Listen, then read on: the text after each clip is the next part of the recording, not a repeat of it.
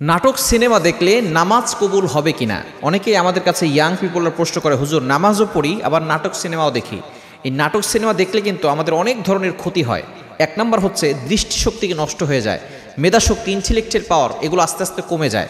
নাটক সিনেমা দেখতে দেখতে আপনার ভিতরের কল্প এটা মরে যায়, আস্তে আস্তে চোখের জিনা হয় এবং চোখে অশ্লীল দৃশ্য দেখতে দেখতে ইবাদতে কোনো স্বাদ পাওয়া যায় না। সুতরাং এই নাটক সিনেমা যারা দেখেন তারা কিন্তু কঠিন বিপদে আস্তে আস্তে পড়ে যান এবং একটা সময় এমন চলে আসে যে নাটক না দেখলে, সিনেমা না দেখলে তাদের কোনো কিছুই ভালো লাগে না। রাতের বেলা গান না শুনলে, সিনেমা না দেখলে তাদের কোনো কিছু ভালো লাগে না, পেটের ভাত হজম হয় না, রাতে ঘুম আসে না, এরকম তারা আস্তে আস্তে আসক্ত হয়ে পড়েন। তখন কিন্তু তাদের ঈমান হারা হওয়ার সম্ভাবনা রয়েছে।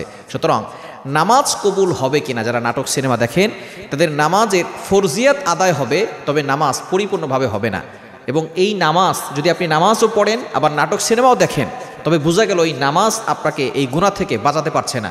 তার মানে যদি আপনি নামাজও পড়েন আবার নাটকও দেখেন, সিনেমাও দেখেন, হিন্দি মুভি, ইংলিশ মুভি এগুলো যদি দেখেন, বোঝা যাচ্ছে যে নামাজ আপনাকে গুনাহ থেকে বাঁচাতে পারতেছে না, নামাজ পরিপূর্ণভাবে আদায় হচ্ছে না।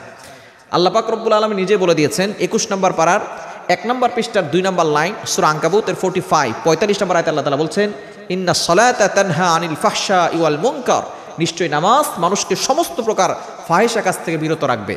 কিন্তু আপনার নামাজ যদি আপনাকে ফাহিশা কাজ থেকে বিরত না রাখে, অশ্লীল কাজ থেকে বিরত না রাখে, তাহলে মনে করতে হবে এই নামাজ আপনাকে কোনোভাবেই জান্নাত পর্যন্ত পৌঁছাতে পারবে না। এজন্য অবশ্যই নামাজ সুন্দর করে পড়বেন এবং নাটক সিনেমা আস্তে আস্তে দেখা বন্ধ করবেন।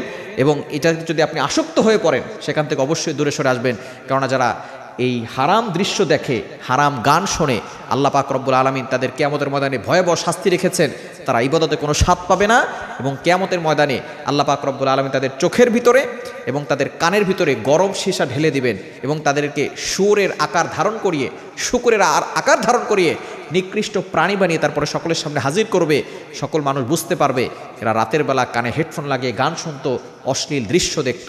সুতরাং আসুন নাটক সিনেমা বাদ দিয়ে, হারাম সব কিছু বাদ দিয়ে আমরা হালাল পথে চলে আসি।